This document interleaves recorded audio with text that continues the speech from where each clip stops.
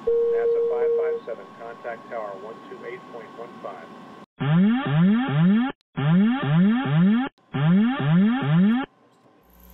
Caution, caution. Manual, fuel, manual, fuel. I'm John Goglia. I'm Greg Feith.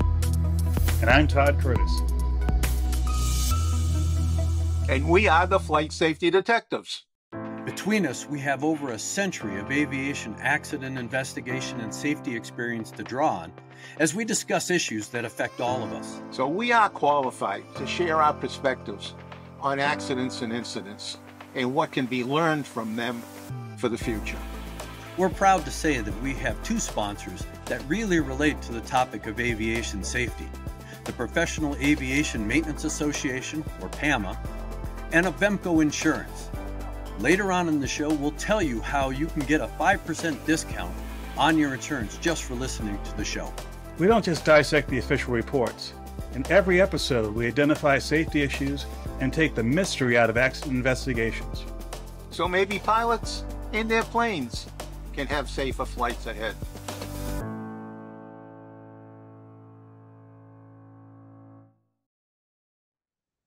Well, hello, gentlemen. It is another episode of Flight Safety Detectives. It's good to be with you guys.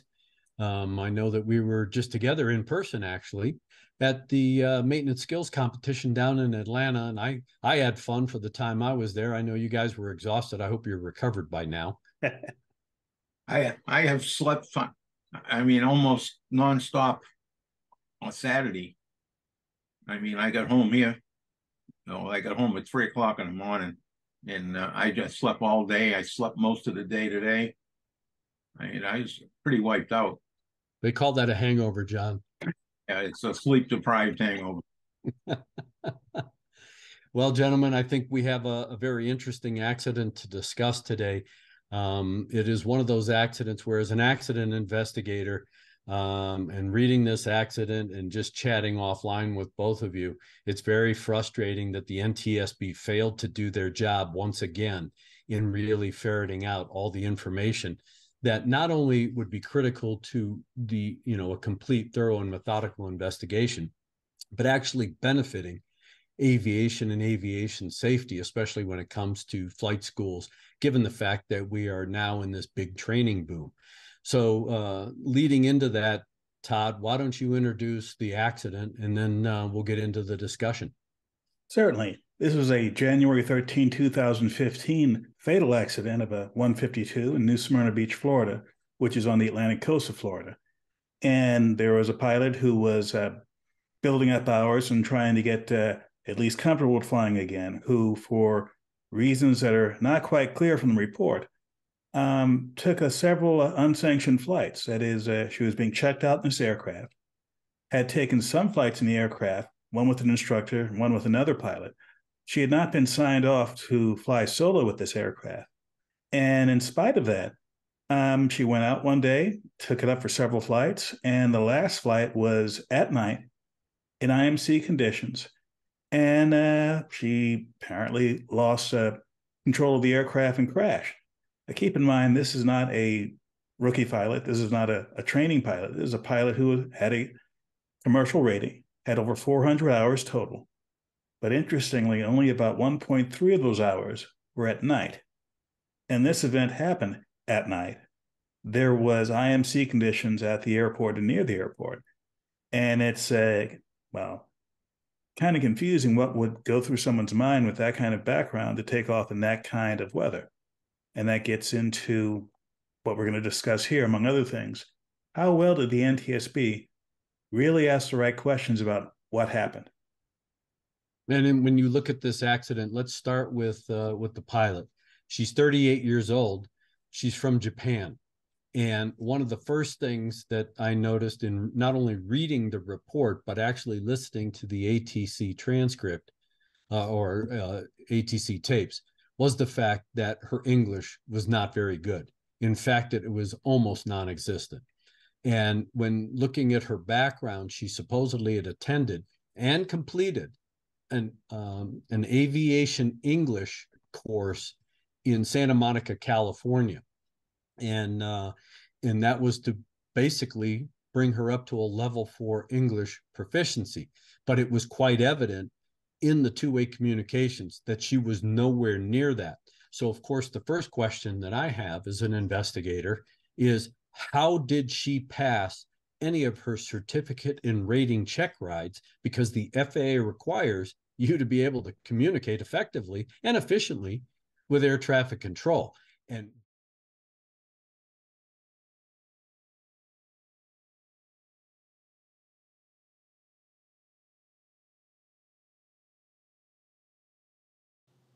Hello? Golf Spring 555, Golf Victor, 3 American 1565. Hello? Hello? Hello? I don't know where I am. I want to land. Doesn't know where they at. Are they at 1,700? Squawk an emergency 1200. I guess. I want to land to Machu Airport. Again. Try heading 270. Oakland, Byron House. Coming close. I can maintain very high. I maintain altitude 900. That was Oakland 1 mile. Maintain aircraft. Hello? Hello?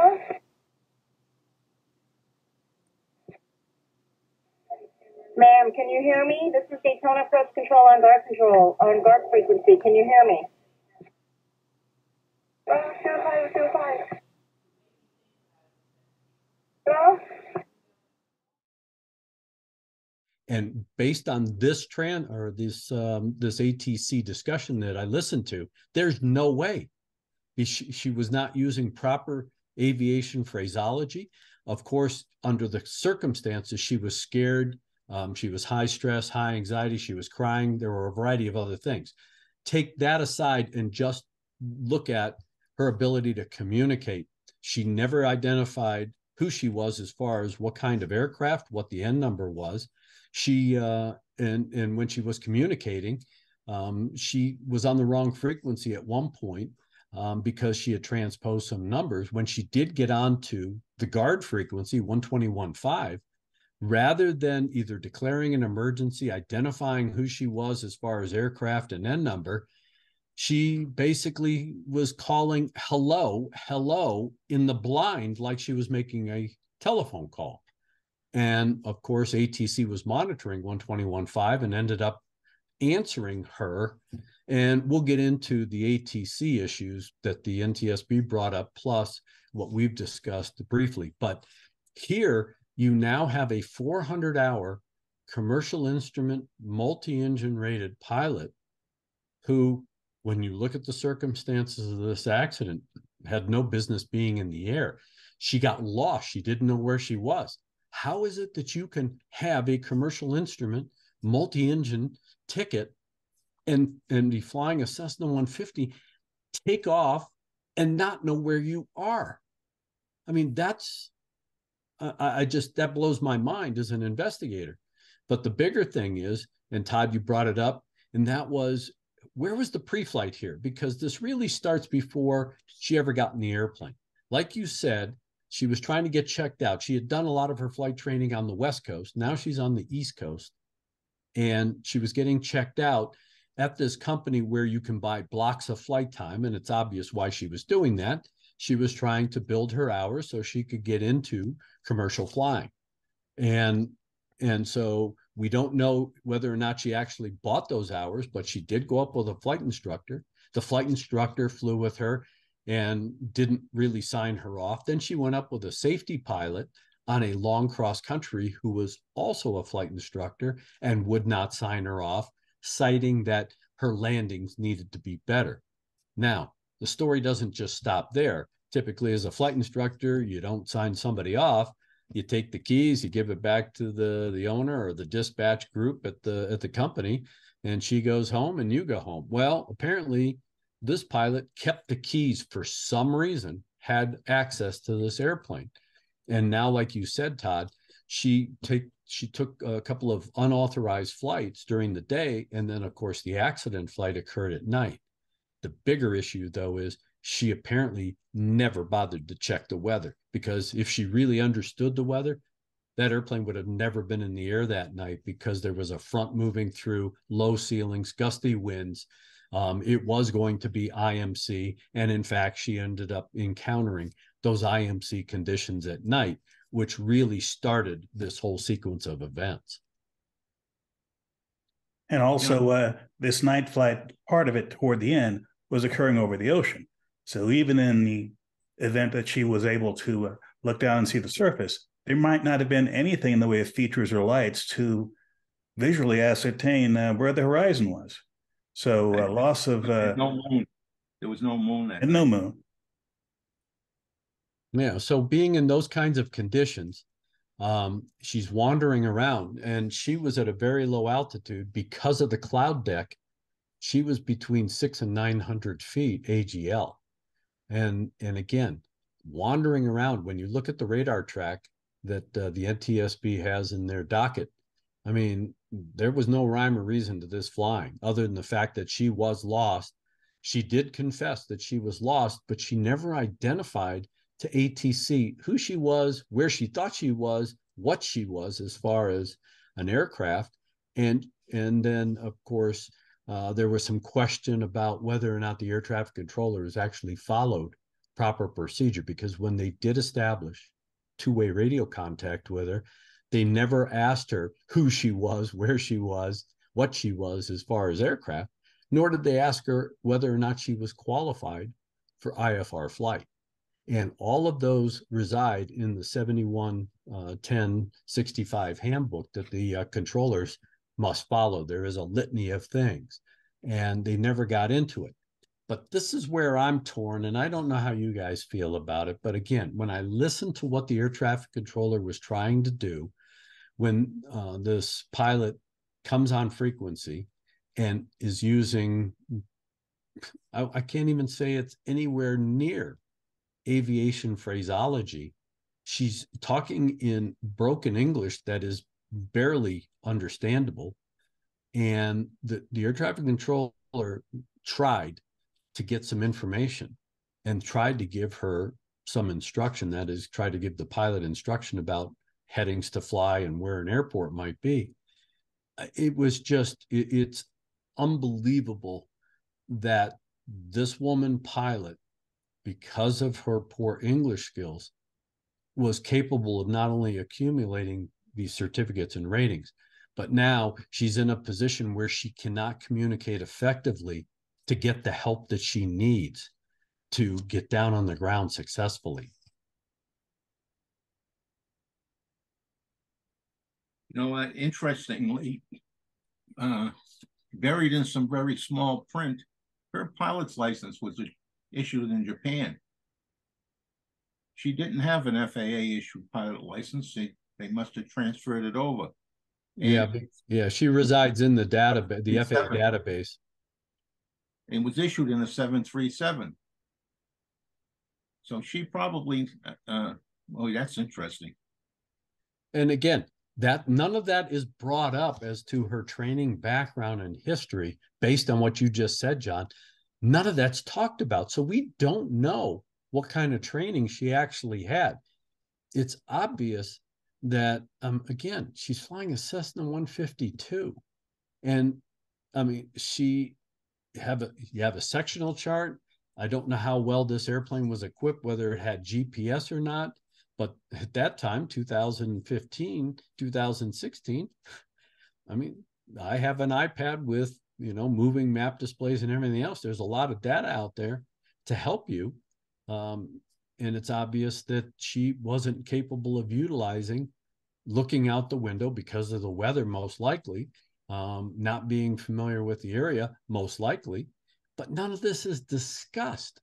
And it's not discussed as to what kind of training she received on the West Coast. If it was me, I would have been all over the flight schools out in California. I would have been all over those flight instructors who signed her off She even had an IPC, an instrument proficiency check, right before she started flying out in Florida and on this accident flight. If she's instrument rating and she passed an IPC, then why couldn't she transition to instruments and fly just fine while she sought help from ATC? She should have never lost control of this airplane because she was instrument rated.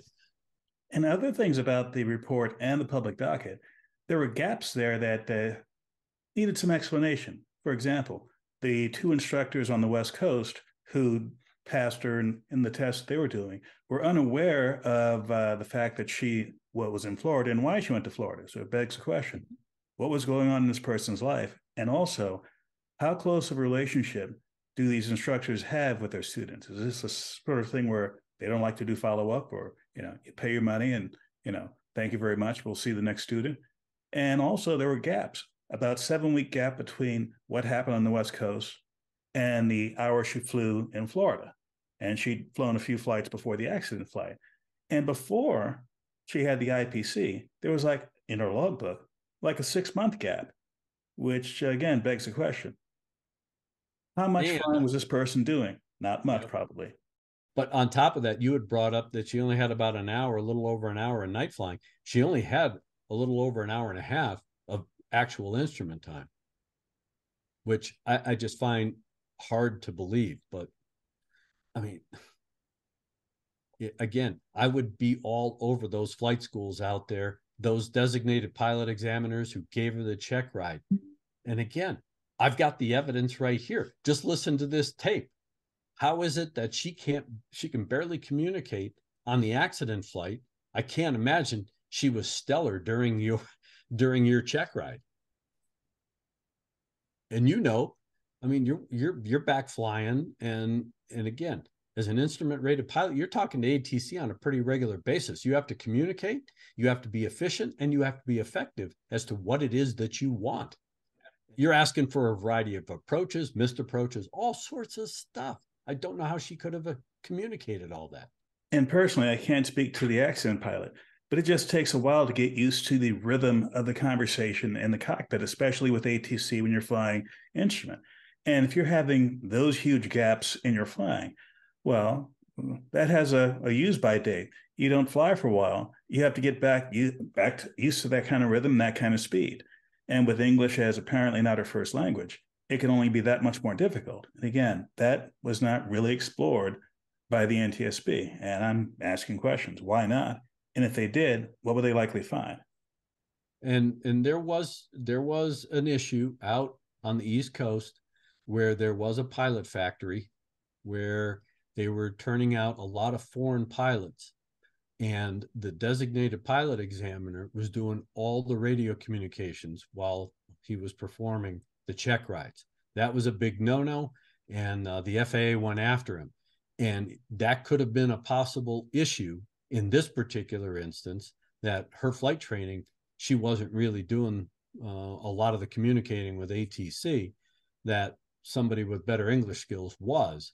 And again, that's where you enhance safety. Those are the issues that the NTSB should be developing to enhance safety, to crack down on some of these things. One of the biggest issues I always have with flight schools, and I try to preach it when I talk to them, is to have better control over their students and access to their aircraft. One, for this very reason, but two, even as a flight instructor, how do I know that when that student takes that airplane on a solo or whatever, that they've done all the requisite things? They've checked the weather to make sure that the weather is within their wheelhouse to be able to operate the aircraft, that the winds aren't going to be too high, the ceilings aren't going to be too low, and things like that. I really believe that flight schools should require students and instructors as well, as a mentor and as a demonstration of what the proper procedures are, that they should be doing a flight risk assessment before every single flight. And then they must file it with the flight school, either with their dispatch, however they dispatch the aircraft. That will demonstrate that the pilots have gone through the exercise of checking the weather, making sure they're qualified to be able to conduct that operation, make sure the airplane is airworthy, things like that. not just throw somebody the keys and go, yep, you got your block of 50 hours, fly when you want. Bad things like this happen. You know, I've spoken to many private pilots, you know, guys that got a 172 or whatever. And I talk about a flight risk assessment, and they think it's a great big deal. It's really only a single sheet of paper with either check marks or fill in basic information, which really takes next to nothing to do, but it gets your head into the game. Look at the weather, look at the ceiling, like you said, all those check marks off there, just to make sure that you've looked at all these issues. But so many of these private pilots think that it's a great big deal. It's a burden. It's crazy where we are today with all of that. We have all these safety tools that have been developed because people have crashed, and we don't afford us the process to ourselves to make ourselves safer. Yep, and you know, the three of us have all heard this over and over and over and over again. There are a lot of people that talk the talk but won't walk the walk. And, you know, if you're not willing to stand up and take that extra 10 minutes before you fly to go check the weather, even if it's on a VFR local flight, who cares? You don't know what's moving in. And here in Colorado, especially in the summertime, I can launch off at 10 o'clock in the morning, and by 10:30, 11 o'clock, there's a thunderstorm building up in the practice area that I wasn't planning on. And I mean, in this case, this woman, she's 38 years old. You know, she's been an established life. So you would expect by 38, you got some good decision-making skills. You have to demonstrate decision-making and judgment to the quote FAA for all your certificates and ratings. How did she get by that? Because she obviously made very bad decisions to take that airplane out at night with weather that was not conducive for VFR flying. And then on top of that, what her plan was, because she got lost and she had no clue where she was. And I mean, the board never looked at that. They never looked at how this whole operation came together and how she got herself into that position. It's obvious that, yeah, she had the keys, and yeah, she took this, and the cop out was, well, the owner didn't know. Well, I don't care. I own an airplane. If I have somebody flying my airplane, and I've had a lot of friends when I fly my airplane, I want to know where my airplane is. I made them text me, hey, I'm taking the airplane today. I'm going point A to point B. At least I knew. Now, the guys that flew my airplane, they're accomplished pilots, they're professional pilots, so they were exercising what I always perceived as good judgment. They were going to check the weather. But there's no way I would turn somebody like this loose in an airplane that I owned for hire, for rent, without really making them jump through the hoops. And Todd, you're flying again. What do you have to do before you take that airplane out solo? Well, I'm checking the weather the day before. I'm checking the weather the morning of. I'm looking at NOTAMs in the area. I'm looking to see, checking on, let's say, Flight Radar 24, what's actually happening at the airport an hour or so before I get there.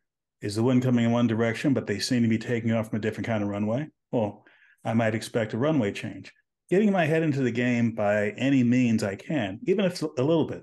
Sometimes even listen to ATIS on one of the apps I have driving in. Again, just to get a feel for what's going on.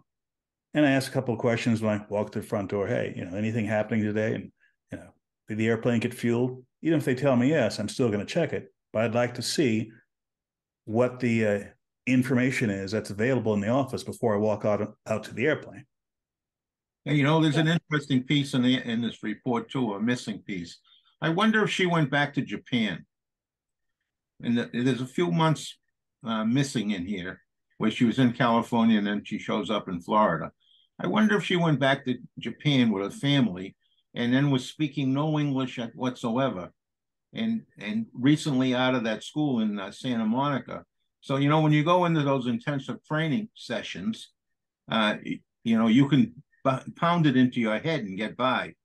But then if you go away and not use it, you just forget it. Yeah. And I wonder if that's what happened to this woman. Yeah, I mean, that's a great point, John. And these are the things people are, and I don't know if our listeners and viewers are going, well, who cares? Why, what's the big deal? The big deal is that this woman could not communicate effectively with the air traffic controller. And the air traffic controller was trying to help her. There was an airport 1.5 miles in front of her. And the air traffic controller gave her a heading, told her to turn to 360, and that the airport would be at her 12 o'clock in 1.5 miles. This woman, the pilot, didn't get it. She didn't understand it. She read back, turn to 300 degrees or 300. No, 360. And then, it was obvious she was confused. She was stressed, high stress, high anxiety. I mean, there was a lot going on. And meanwhile, this woman's trying to keep the wings level and keep the airplane flying on top of all of that. And I mean, these are the things that build the basis for, accident investigation and determining an effective and efficient probable cause. Because just the way the board has written it now, well, the pilot lost control of the airplane due to the effects of spatial disorientation. We kind of got that. But you got to tell me why. How did she get herself in that position? The fact that she failed to do a proper pre-flight and look at the weather, that's all part of this accident sequence. The fact that she couldn't communicate and communicate effectively, that's all part of this. And you're going to whack the controllers for not following the manual, the 7110 manual? Wait a minute here. This is a two-way street. There are some things that, yes, the controller may or may not have done, but you never really got into it with the controllers as to why they may have shortcutted the process. There's a lot of information in the docket. Some of it's okay, some of it's cryptic. And like you said, Todd, just reading the report, it's just like, well, where are we going with this? They got into a lot of minutia in the report about pilot human factor, spatial disorientation, and everything else. And then what the controller training program involves with helping pilots. Okay, great, but so what? That really has nothing to do with how this pilot set herself up for disaster. And there's not enough information on the front end to help other pilots not to go into the same trap. And now, most pilots wouldn't get into the exactly same track because they're not likely to have the as bad an English problem, and they're not likely to have a big gap in their training like this without having meaningful instruction. But still, it reinforces those points to other pilots. This is just another NTSB report that leaves a lot to be desired. And, I know the NTSB has had a brain drain. They've lost a lot of their senior people, either to retirements or to other agencies. So it's kind of crazy. And I know that they cry poor mouth all the time, even though their budget's pretty high, way high, 3 times what it was when I was there. Yeah. I don't know. I mean, they're getting rid of the best teaching tool they ever had was TWA 800 for FBOs and for airline people, and they had limited use of it because they didn't put it out there. They used it. If you rented the facility, you could see it. So they had limited training on it, and they're getting rid of it. Or they're trying to get rid of it right now to save the expense. I don't understand what's going on with that. I look at their budget and their head count is down. I mean, they got 450 full-time authorized positions. They're down around 360. So I mean that should save, and most of their budget has been salaries. So that should save a considerable amount of money. I don't know where the money's going within this, and they're certainly not traveling. I mean, somewhere in the middle of this, well, somewhere in the 2018, 2019, I'm not sure exactly when now, maybe I don't not say the date, but the FAA had to pay for some of the NTSB investigators to go to a space conference where the NTSB has authority over spacecraft at 200,000 feet and below. Mm-hmm. And yet they didn't have the money to go to an important conference. There's something amiss there. And again, this is just a disservice to the flying community, because there is so much good information to be learned. We have a lot of foreign nationals flying here in the United States, which they could use this as learning tools. Again, this is why you need to have a very operationally disciplined mindset in being able to communicate effectively. Yeah, we don't expect you to be stellar, just like we don't expect us to be stellar, but everybody can learn from the fact that you have to be an effective communicator to get the help you need when you need it. And if you can't communicate like that, bad things are going to happen. And I mean, there was just, and then on top of that, there aren't any recommendations. Why not? I mean, again, I would have been all over the flight schools, the flight instructors, and the examiners, because there has to be something there to be able to trap line students like this. So not so that they never fly again or we get them out of aviation, but they don't hurt themselves by making these bad decisions. And even if they don't have regulations that specify, well, as the FBO, you should do this, or etc. There's so many things that are obvious here. Like you said, there are a lot of pilots from overseas who are coming to the United States to train. This is a big business in aviation. And if the U.S. is going to remain a place for this, then events like this, it would help to have some lessons learned for the operators here in the United States, for the potential students who are coming over here, for the authorities overseas who look to the FAA certifications as a sort of a gold standard. Mm-hmm. Well, is this gold standard living up to its reputation?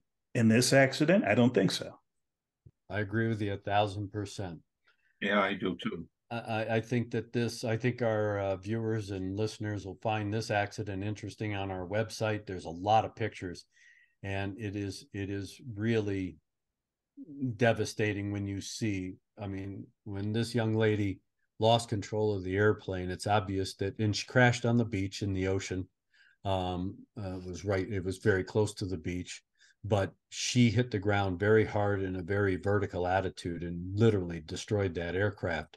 So, just from 900 feet or 600 feet, that loss of control was devastating. And you have to listen to the ATC communications to really appreciate what was going on in this particular accident. But I think it's something that everybody can learn from.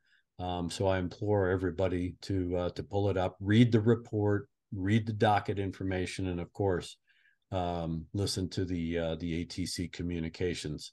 So, gentlemen, I think that we've gone as far as we can with this accident. I just wanted to close out today's show with the fact that now the acting administrator, Billy Nolan, has decided he's going to be pulling the pins out of the FAA over the summer in anticipation that the current administration is going to probably put forward a new nominee for the administrator at the FAA.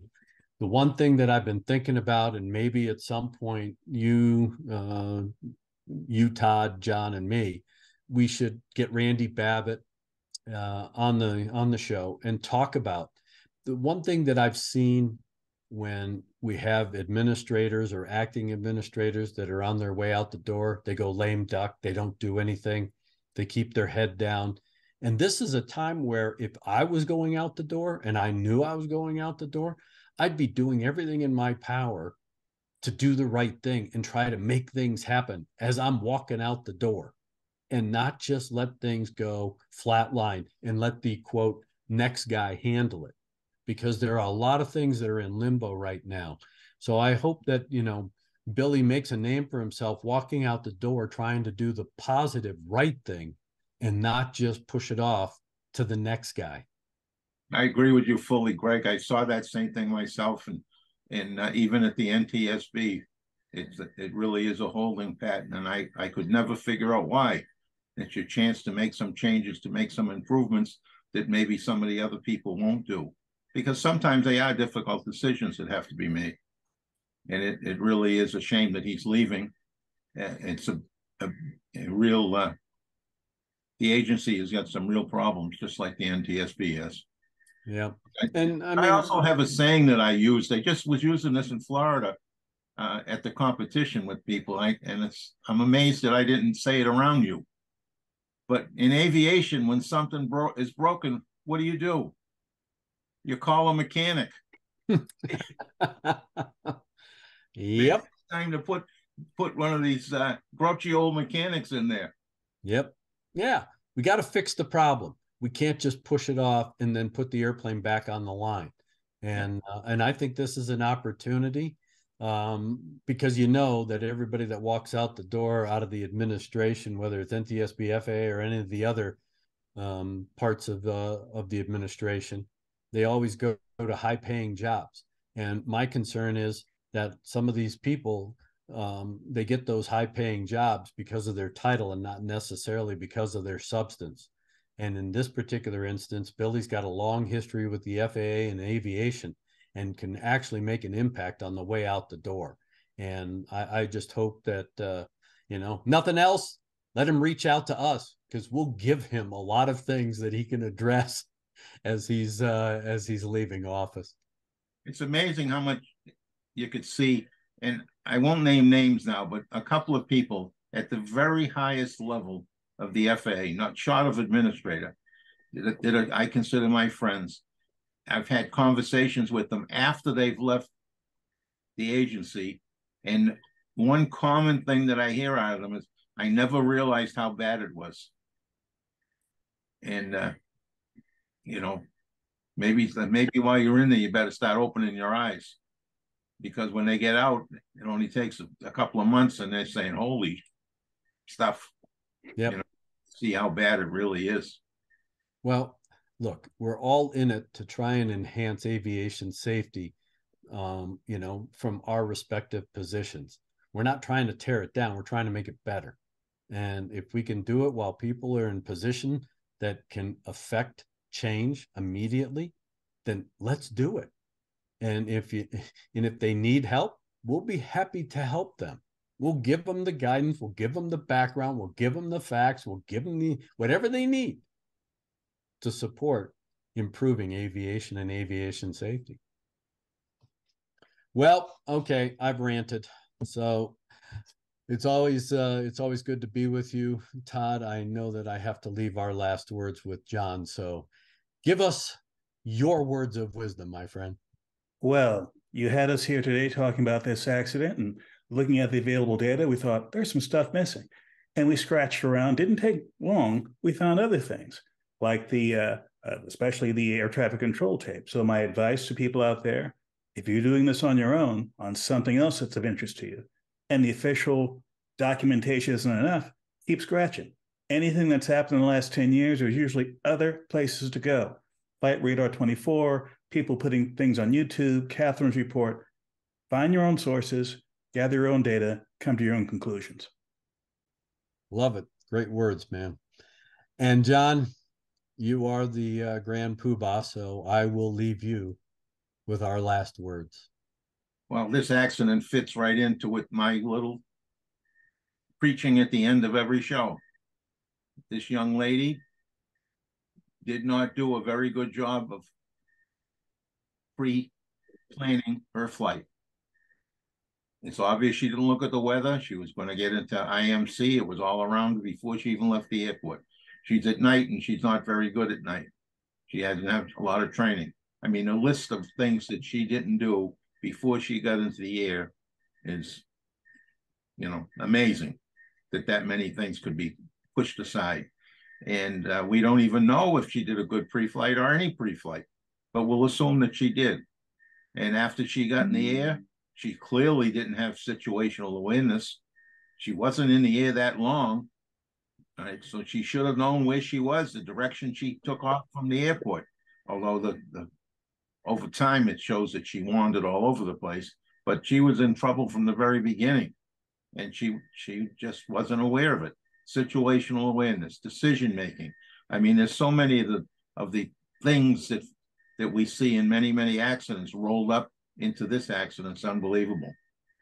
And, and I hope the young man, the person who owns that airplane has insurance.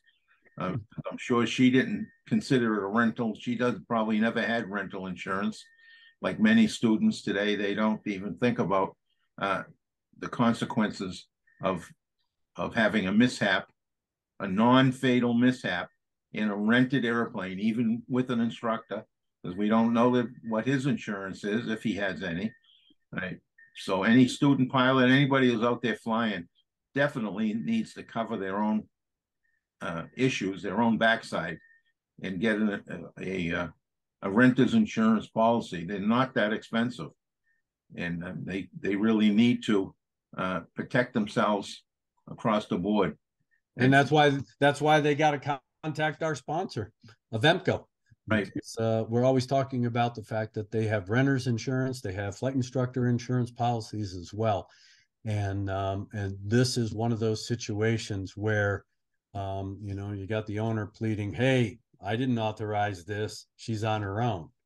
Well, again, there's still a family that's grieving out there because they've lost a daughter. And while money won't bring her back, again, there's a lot of cost associated with this particular accident, like any other accident, and that having renter's insurance could help ease that burden. Yes. Well, I know that you're always giving us those words of wisdom, so I will close it out with thank you for your participation in watching and listening to the Flight Safety Detectives, and fly safe. Thank you for checking out our show. We really value our listeners and subscribers. Our podcast gets ranked by you and how much you like it. So please give us 5 stars in your podcast platform. We want to keep in contact with you.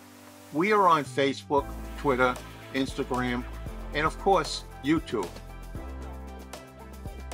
You can email the show at flightsafetydetectives@gmail.com. By the way, if you're on YouTube, we're really working on growing the channel, and it helps if you all send in comments. Please do that, and we read all the comments. And be sure to subscribe. Remember, if you're in the market for aviation insurance, you can save 5% with Avemco just by mentioning our show. Visit them at www.avemco.com.